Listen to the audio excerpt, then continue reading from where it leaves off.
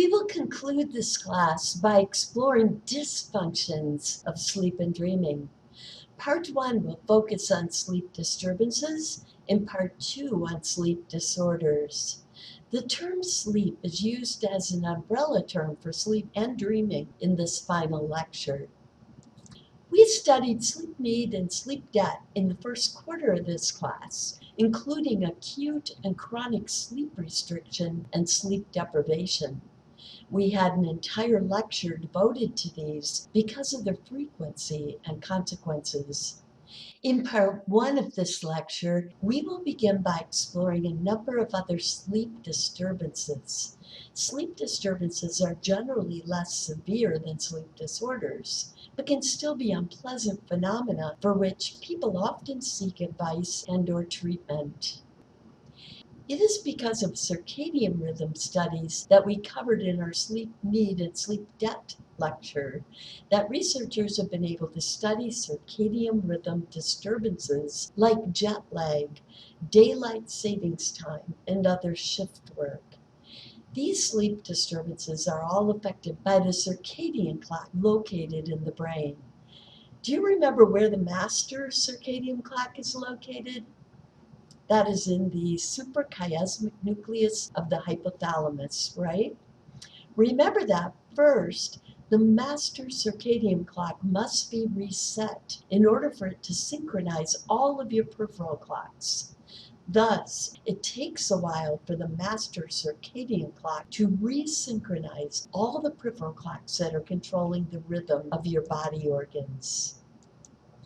Jet lag occurs when there is a disparity between internal circadian rhythm time and environmental time following rapid, usually airline travel east or west across different time zones.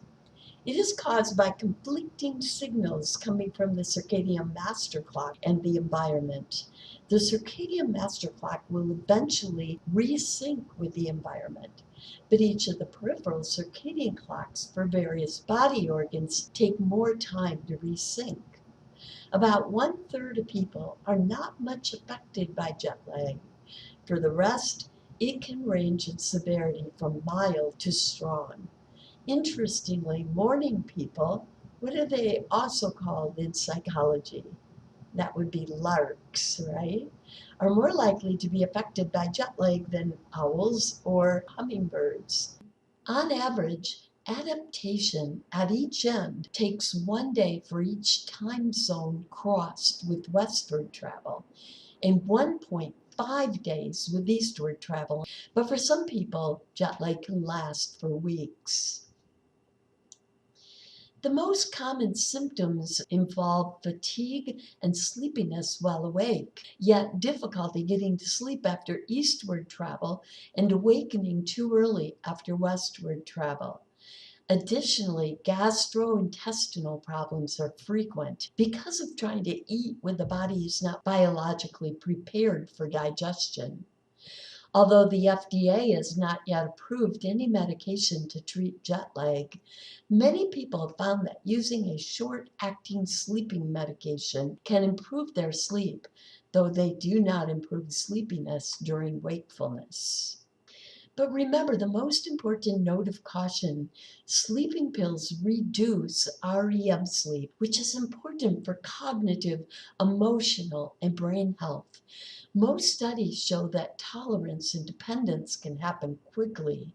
Thus, these medications should only be used rarely as a last resort and when closely monitored by a doctor. Far safer ways to treat jet lag are: 1. Take melatonin in a timely way, but only to advance your sleep bedtime before traveling east. 2. Optimize your sleep environment. Control light exposure, noise, avoid other zookeepers, increase your comfort. Drink a lot of water and avoid alcohol and large meals while traveling. Some people in the United States and other parts of the world that have daylight saving times experience a similar phenomenon. With daylight savings time, every spring on a given day, there is a 23-hour night ephemeron called springing forward, requiring you to phase advance. And every fall, there is a 25-hour night ephemeron called falling back, requiring you to phase delay. Because of this, many people suffered jet lag symptoms for a day or so. Interestingly, Monk and Alpin in 1980 found that the effects on mood and perceptions of sleep quality are negative for about a week when going on daylight savings time in the spring, but positive when going off in the fall. In case you're wondering if these symptoms exist only in the mind, note that United States traffic accidents tend to increase 7% the day after springing forward and tend to decrease 7% the day after falling back. There are numerous diverse problems associated with shift work, defined as those who work night shifts or rotating day and night shifts or split shifts. First, there is the obvious fact that shift workers get less and lower quality sleep because they're trying to sleep when their circadian rhythms are programmed to keep them awake. Shift work reduces N2 and REM sleep the most, more so than N3. Insomnia and wake time sleepiness are prominent results. Shift work loosely means working anytime between 7 p.m. and 6 a.m. and/or rotating between day and night shifts. Shift workers frequently struggle to stay awake, with about 75% experiencing sleepiness every shift and 20% falling asleep at work. There is lower productivity, more mistakes, and more accidents during the night shift in work environments. Shift workers typically have less job satisfaction, more absenteeism, more negative moods, and more emotional problems, and a 50% higher average number of car accidents. In addition, the social and domestic worlds are diurnally oriented, as are religious, recreational, and entertainment functions, causing shift workers an additional set of social difficulties, including social isolation, more family problems, and divorce rates 57% higher than their non-shift working counterparts. Finally, to add insult to injury, myriad health effects.